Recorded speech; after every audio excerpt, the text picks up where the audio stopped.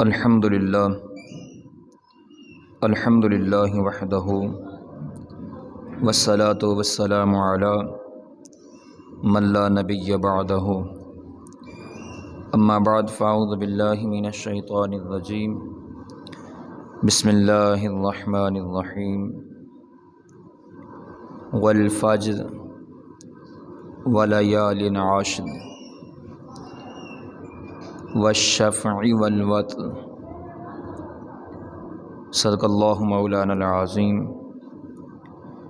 ان اللہ وملائکتہ یصلون علی النبی یا ایہا الذین آمنوا صلوا علیہ وسلموا تسلیما۔ محبت کے ساتھ درود سلام پڑھیں۔ الصلاۃ والسلام علیک یا سید یا رسول اللہ وعلی آلک واصحابک یا سید یا حبیب اللہ۔ الصلاۃ والسلام علیک یا سید یا نبی اللہ وعلی آلک واصحابک یا سید یا رحمۃ للعالمین۔ معزز حاضرین و سامعین،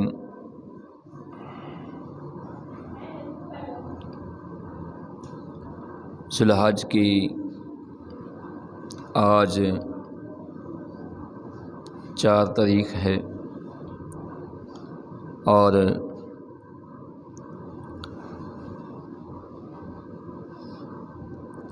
ہر مسلمان کی کوشش اور دلی تمنا ہے اللہ کی توفیق سے وہ اللہ کی راہ میں اپنے مال میں سے اللہ کی راہ میں قربانی کرے اور رب العالمین نے ذی الحج کے ان ایام کے متعلق فرمایا والفجر ولیال عشر۔ اللہ رب العزت نے فجر کی قسم اٹھائی اور فرمایا کہ ولیال عشر، اور ان 10 راتوں کی 10 ایام کی، تو ان 10 ایام کے متعلق جمہور مفسرین نے ذی الحج کے یہ 10 دن لیے ہیں کہ ذی الحج کے یہ جو پہلے 10 دن ہیں، یہ پہلا عشرہ ہے، یہ تمام دنوں سے افضل ہے۔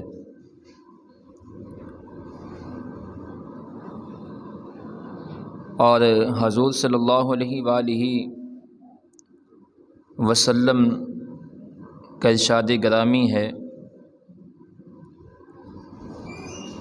سیدہ عائشہ صدیقہ رضی اللہ تعالیٰ عنہا سے یہ حدیث پاک مروی ہے کہ حضور صلی اللہ علیہ وآلہ وسلم نے فرمایا یوم النحر یعنی 10ویں ذی الحجہ میں ابن آدم کا کوئی عمل خدا کے نزدیک خون بہانے یعنی قربانی کرنے سے زیادہ اللہ رب العزت کی بارگاہ میں مقبول نہیں، یعنی زیادہ پیارا نہیں ہے۔ ذی الحج کی 10 تاریخ کو انسان کا جو عمل اللہ رب العزت کی بارگاہ میں سب سے زیادہ پیارا ہے، وہ ہے قربانی کے جانور کا خون بہانا۔ اور حضور صلی اللہ علیہ وآلہ وسلم نے فرمایا جس جانور کا خون بہایا گیا اللہ کی رضا کے لیے 10 ذی الحجہ کو، وہ جانور قیامت کے دن اپنے سینگ اور بال اور کھروں کے ساتھ آئے گا اور قربانی کا خون زمین پر گرنے سے قبل، یعنی قربانی کے جانور کا خون زمین پر گرنے سے پہلے پہلے خدا کے نزدیک عام مقبول میں پہنچ جاتا ہے، یعنی اللہ رب العزت اس کو قبول فرما لیتا ہے۔ تو فرمایا لہٰذا خوشی کے ساتھ، خوش دلی کے ساتھ اللہ کی راہ میں اپنے جانوروں کو قربان کرو۔ حضرت امام حسن بن علی رضی اللہ تعالیٰ عنہ سے مروی ہے، حضور صلی اللہ علیہ وآلہ وسلم نے فرمایا جس نے خوش دلی سے اور طلب ثواب کے لیے، یعنی دلی آمادگی کے ساتھ اور ثواب کی طلب کے لیے قربانی کی، وہ آتش جہنم سے حجاب یعنی روک بن جائے گی، اس آدمی اور جہنم کے درمیان وہ دیوار بن کر کھڑی ہو جائے گی قربانی، جو اللہ کی رضا کے لیے کی گئی ہو اور دل کی خوشی اور دل کی آمادگی کے ساتھ کی گئی ہو۔ اس کو معاذ اللہ کو ٹیکس نہ سمجھا جائے یا بوجھ نہ سمجھا جائے، بلکہ خوش دلی سے اللہ کی راہ میں قربانی کی جائے۔ طبرانی میں حضرت عباس رضی اللہ تعالیٰ عنہ سے مروی ہے، ابن عباس رضی اللہ تعالیٰ عنہ، کہ حضور صلی اللہ علیہ وآلہ وسلم نے ارشاد فرمایا جو روپیہ عید کے دن قربانی میں خرچ کیا گیا اس سے زیادہ کوئی روپیہ پیارا نہیں۔ جو پیسہ قربانی کے اندر خرچ کیا گیا اس سے زیادہ کوئی پیسہ پیارا نہیں۔ ابو ہریرہ رضی اللہ تعالیٰ عنہ بیان کرتے ہیں کہ حضور صلی اللہ علیہ وآلہ وسلم نے فرمایا جس میں وسعت ہو اور قربانی نہ کرے، جس کو اللہ تعالیٰ نے مال بھی دیا ہو، صاحب استطاعت بھی ہو، وسعت بھی رکھتا ہو، اور پھر وہ قربانی نہ کرے، فرمایا وہ ہماری عیدگاہ کے قریب بھی نہ آئے، عیدگاہ کے قریب بھی نہ آئے۔ عیدگاہ کے اندر جانا تو درکنار ہے، فرمایا وہ ہماری عیدگاہوں کے قریب بھی نہ آئے، یعنی اللہ رب العزت اور رسول اللہ صلی اللہ علیہ وآلہ وسلم کی کس قدر اس آدمی پر ناراضگی ہے اور کس قدر حضور صلی اللہ علیہ وآلہ وسلم نے وعید فرمائی ہے کہ جو وسعت بھی رکھتا ہو۔ اب ہم نے دیکھنا یہ ہے کہ یہ وسعت کیا ہے اور کتنا مال ہو انسان کے پاس تو وہ قربانی کی استطاعت رکھتا ہے۔ ویسے تو فقہا نے جنرل سی بات کی ہے کہ جس پر زکوٰۃ واجب ہے اس پر قربانی واجب ہے اور وہ صاحب استطاعت ہے، لیکن آگے مفسرین نے اس کی تفصیل میں یہ بات واضح کی ہے، زکوٰۃ اور قربانی میں کے وجوب کے اندر تھوڑا سا فرق ہے۔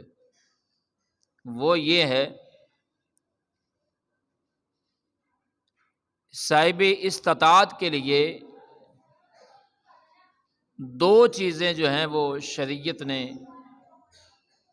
وہ ایک پیمانہ دیا ہے دو چیزوں سے، ایک ہے سونا اور دوسری ہے چاندی۔ یعنی اگر کسی کے پاس 7.5 تولے سونا ہے یا اتنی قیمت ہے، اتنا مال ہے، تو وہ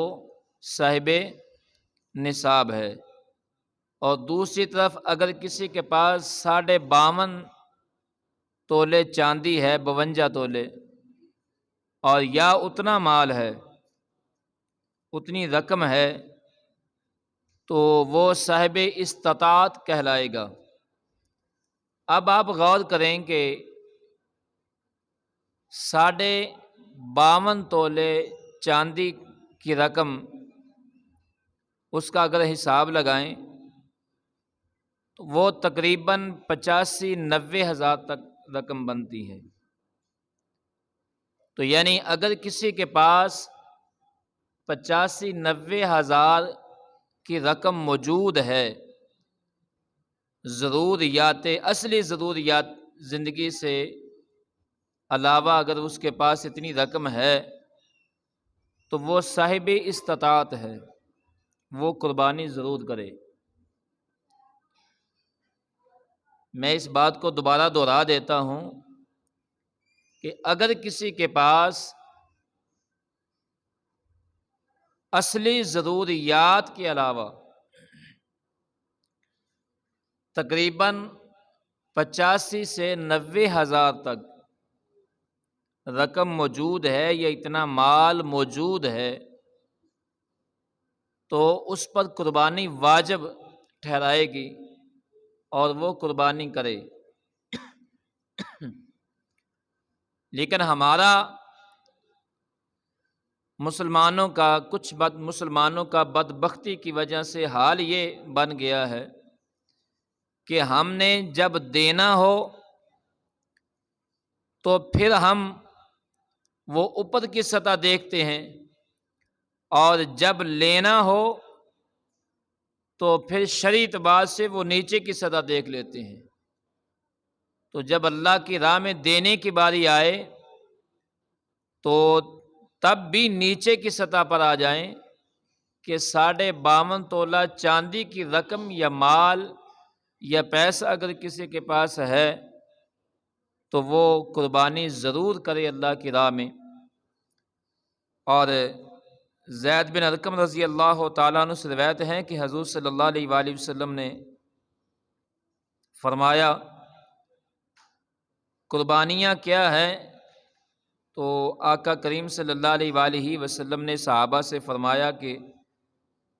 تمہارے باپ ابراہیم کی سنت ہے۔ لوگوں نے عرض کی یا رسول اللہ صلی اللہ علیہ وآلہ وسلم ہمارے لیے اس میں کیا ہے؟ تو آقا کریم صلی اللہ علیہ وآلہ وسلم نے فرمایا ہر بال کے مقابل نیکی ہے، ہر بال کے جانور کے ہر بال کے بدلے نیکی ہے۔ عرض کی ان کا کیا ہوگا؟ تو فرمایا ان کے ہر بال کے بدلے نیکی ہے۔ یعنی جو جانور ذبح کیے جاتے ہیں قربانی کے موقع پر تو یہ عام نیکی نہیں ہے۔ پہلی حدیث میں فرمایا کہ وہ اپنے کھروں اپنے سینگوں کے بل چل کر آئیں گے اور قربانی کرنے والے اور جہنم کے درمیان وہ آڑ بن جائیں گے، یعنی وہ جہنم سے بچنے کا سبب بنیں گے۔ ایک حدیث میں ہے کہ حضور صلی اللہ علیہ وآلہ وسلم نے فرمایا تمہاری قربانیاں قیامت کے دن تمہاری سواریاں ہوں گی جن کے ذریعے تم پل صراط سے گزر جاؤ گے۔ اور اس حدیث میں فرمایا کہ ان کے ہر بال کے بدلے جو ہے وہ تمہارے لیے نیکی ہے، ان کے ہر بال کے بدلے تمہارے لیے نیکی ہے۔ اور حضرت برا رضی اللہ عنہ سے مروی ہے کہ نبی کریم صلی اللہ علیہ وآلہ وسلم نے فرمایا سب سے پہلے جو کام آج ہم کریں گے، یعنی ذوالحجہ کی 10 تاریخ کو، فرمایا سب سے پہلے جو ہم آج کام کریں گے وہ یہ ہے کہ نماز پڑھیں،